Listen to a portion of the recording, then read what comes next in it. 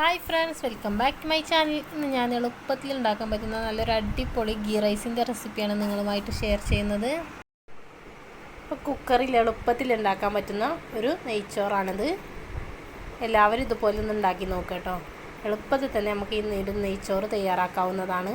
ഇപ്പോൾ ചിക്കൻ കറിയും ബീഫ് കറിയൊക്കെ കൂട്ടി കഴിക്കാൻ പറ്റിയൊരു അടിപൊളി നെയ്ച്ചോറാണിത്. അപ്പോൾ അതെങ്ങനെ ഉണ്ടാക്കുന്നതെന്ന് നമുക്ക് നോക്കാം.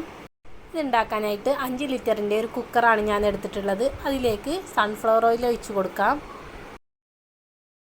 ഇനി ഇതിലേക്ക് ഒരു മുറി സവാള ചേർത്ത് നന്നായിട്ടൊന്ന് വഴറ്റി കൊടുക്കാം. ഇനി എണ്ണയിലേക്ക് പട്ട, ഗ്രാമ്പു, ഏലക്ക എന്നിവ ചേർത്ത് കൊടുക്കാം. ഇനി ഇതെല്ലാം നന്നായിട്ടൊന്ന് മൂപ്പിച്ചെടുക്കാം. ഇനി ഇതിലേക്ക് ഞാൻ മല്ലിയില ചേർത്ത് കൊടുത്തിട്ടുണ്ട്, മല്ലിച്ചപ്പ്. അത് ഈ സമയത്ത് ചേർത്ത് കൊടുത്താൽ നമ്മുടെ നെയ്ച്ചോറ് നല്ലൊരു ടേസ്റ്റ് കിട്ടും. ഇനി ഇതിലേക്ക് ഞാൻ ചേർത്ത് കൊടുക്കുന്നത് ഇഞ്ചി വെളുത്തുള്ളി പേസ്റ്റാണ്. ഒരു 1/2 സ്പൂൺ ഇഞ്ചി വെളുത്തുള്ളി പേസ്റ്റ് കൂടി ചേർത്ത് കൊടുത്തിട്ടുണ്ട്. ഇനി നെയ്ച്ചോറ് ഉണ്ടാക്കാനുള്ള അരി ബിരിയാണി അരിയാണ് ഞാൻ എടുത്തിട്ടുള്ളത്. ബിരിയാണിക്കൊക്കെ ഉണ്ടാക്കുന്ന ഈ ഒരു റൈസാണ് നമ്മുടെ നെയ്ച്ചോറിന് കൂടുതൽ ടേസ്റ്റ് കിട്ടുക. അപ്പോൾ ഈ ഒരു റൈസ് ഒരു 5 മിനിറ്റ് വെള്ളത്തിൽ കുതിർത്ത് വെച്ചിട്ടുണ്ട് കേട്ടോ. പിന്നെ നന്നായിട്ട് കഴുകണം. അതിൻ്റെ ആ കഴുകുമ്പോഴുള്ള വെള്ള കളറൊക്കെ ഒന്ന് പോകും വരെ കഴുകണം. നന്നായി കഴുകി വെച്ച അരി നമുക്ക് കുക്കറിലേക്ക് ഇട്ട് കൊടുക്കാം.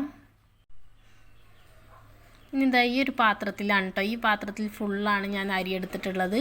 അതുകൊണ്ട് തന്നെ ഈ ഒരു പാത്രത്തിന് 2 പാത്രം വെള്ളം ഞാൻ എടുക്കുന്നുണ്ട്. ഒരു പാത്രം അരിക്ക് 2 പാത്രം വെള്ളമാണ് എടുക്കുന്നത്. ഈ ഒരു സമയത്ത് തന്നെ ഈ ഒരു അരിയിലേക്ക് നെയ്യ് ചേർത്ത് കൊടുക്കാവുന്നതാണ്. ഇനി നെയ്ച്ചോറിലേക്ക് ആവശ്യമായിട്ടുള്ള ഉപ്പ് നമുക്ക് ചേർത്ത് കൊടുക്കാം. നമ്മൾ നോക്കിയതിന് ശേഷം വേണം കേട്ടോ നമുക്ക് ചേർത്ത് കൊടുക്കാൻ. കുറവുണ്ടെങ്കിൽ കുറച്ചുകൂടി നമുക്ക് ഉപ്പ് ചേർത്ത് കൊടുക്കാവുന്നതാണ്. ഇനി ഇതിലേക്ക് ഒരു നാരങ്ങാനീര് ലേശം ചേർത്ത് കൊടുത്തിട്ടുണ്ട്. ഇനി ഇതൊന്ന് അടച്ച് വെച്ച് വേവിക്കുക. അപ്പോൾ ഈ കുക്കർ അടച്ചു വെച്ചതിന് ശേഷം നമ്മൾ ഹൈ ഫ്ലെയിമിലിട്ട് വേണം വേവിച്ചെടുക്കാൻ. എന്നിട്ടൊരു വിസിൽ വന്നതിന് ശേഷം ലോ ഫ്ലെയിമിൽ അടുത്ത വിസിൽ വരെ ഒന്ന് വേവിച്ചെടുക്കാം. എന്നിട്ട് നമുക്ക് ഫ്ലെയിം ഓഫാക്കാം. അപ്പോൾ നമ്മുടെ ഗീ റൈസ് ഇവിടെ വെന്ത് വന്നിട്ടുണ്ട് കേട്ടോ.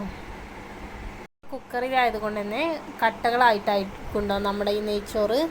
അപ്പോൾ വേഗം തന്നെ മറ്റൊരു പാത്രത്തിലേക്ക് മാറ്റി കൊടുക്കണം. എന്നിട്ട് ഈ കട്ടകളൊക്കെ വെല്ലെ ഒന്ന് ഉടച്ചെടുക്കണം.